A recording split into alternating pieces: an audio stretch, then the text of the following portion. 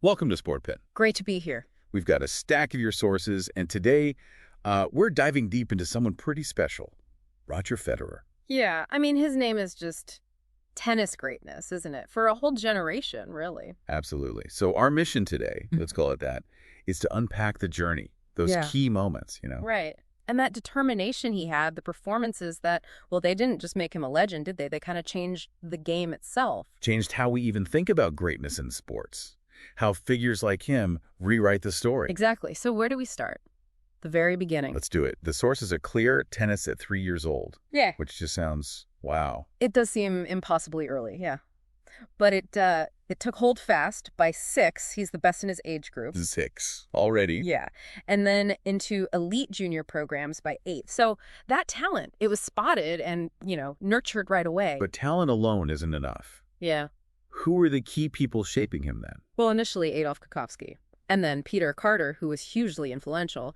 Federer himself said Carter gave him his entire technique and coolness. That coolness is iconic. Yeah. And the technique. Yeah. That one-handed backhand, right?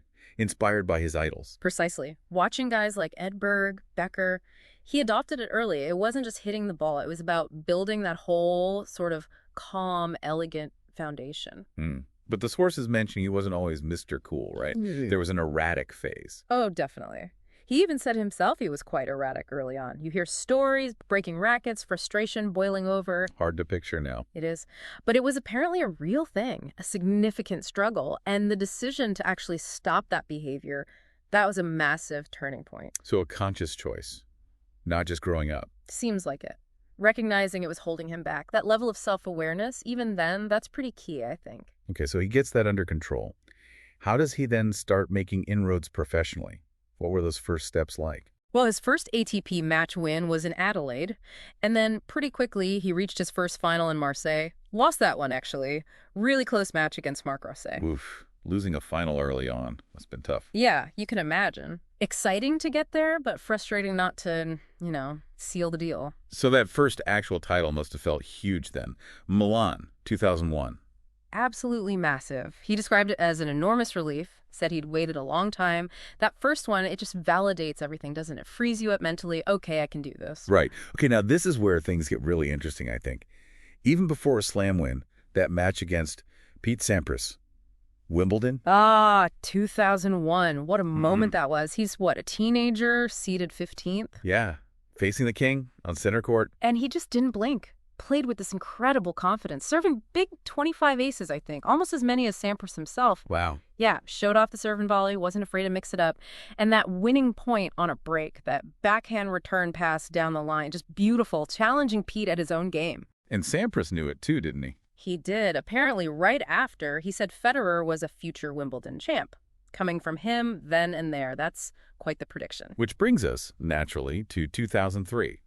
Finally getting it done. His first Grand Slam, Wimbledon. Yes. That was the real breakthrough onto the biggest stage. You could just see the emotion pour out of him. And it put him in some elite company too, right? Junior and men's titles. Exactly. Joined guys like Borg, Edberg, won the junior title, then the main one.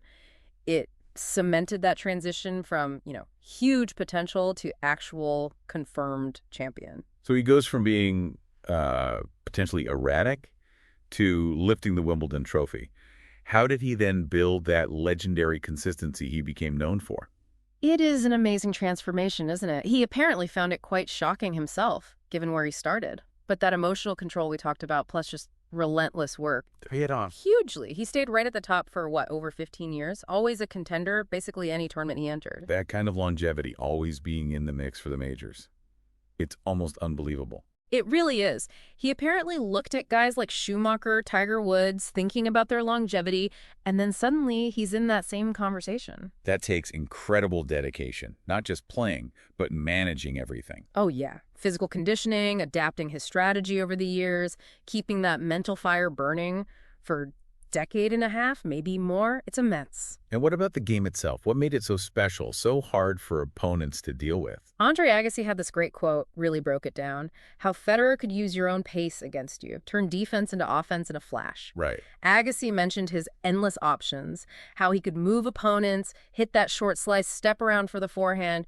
It just hurt you in so many ways. So it wasn't just one big weapon, it was everything. That's the sense you get. Like that other quote said, you're usually a specialist on one surface, or you're Roger Federer. It just highlights that complete all-court mastery he had, an arsenal, not just a single weapon. And you really see that reflected in how his rivals talked about him after tough losses. That Andy Roddick quote from Wimbledon '05. Oh yeah, classic. Roddick, top player, gets beaten in straight sets. And he said he played okay. Right. He said, I played decent, and I got straight-setted, talked about trying everything, coming in, staying back, and Federer just passed me, figured me out. Just couldn't find an answer. Exactly. He summed it up. The best I've played against. That's not just losing. That's being totally outplayed even when you feel you brought your A game. But of course, it wasn't all smooth sailing. Even he faced really tough losses, setbacks. Absolutely not. No champion's journeys without those.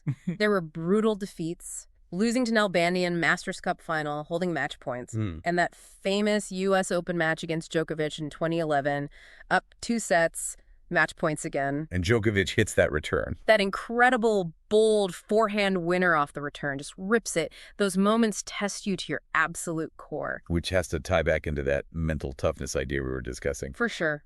Billie Jean King's point about self-awareness is spot on here. It's not about not feeling pressure. It's about understanding it, managing it.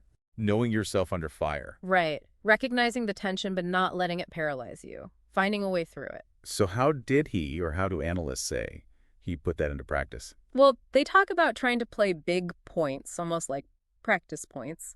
Staying relaxed somehow under that immense pressure. Easier said than done. Oh, totally. But it's about finding ways to get out what you have, as they say. Staying positive, learning from losses, but crucially, still daring to play your game. Even on those pressure points, knowing you might miss. Especially then. That takes courage.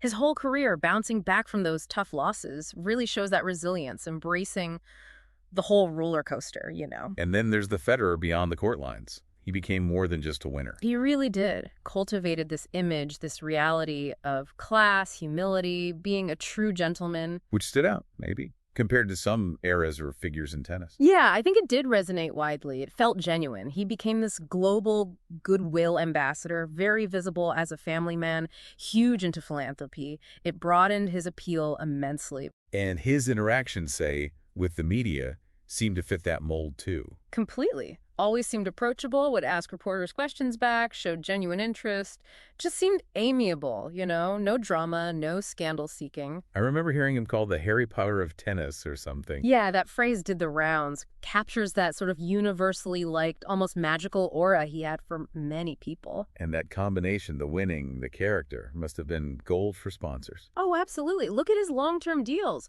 Wilson, Nike, others, decades-long partnerships. He wasn't just an athlete endorsing a product. He was a reliable, respected, global icon they could build around.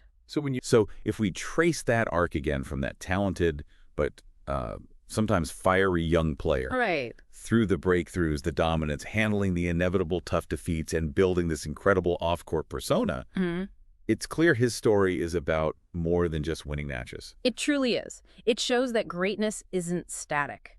It's about evolving constantly. It's about resilience, character, the whole package.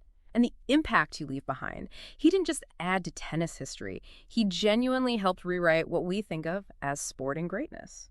Which brings us to a final thought for you, our listeners, to chew on. How much does an athlete's visible willingness to evolve their game, sure, but also their attitude, their public self, contribute to how we see them, to their lasting legacy across generations? Something to think about. Definitely something to mull over. Thanks for listening to Sportpen.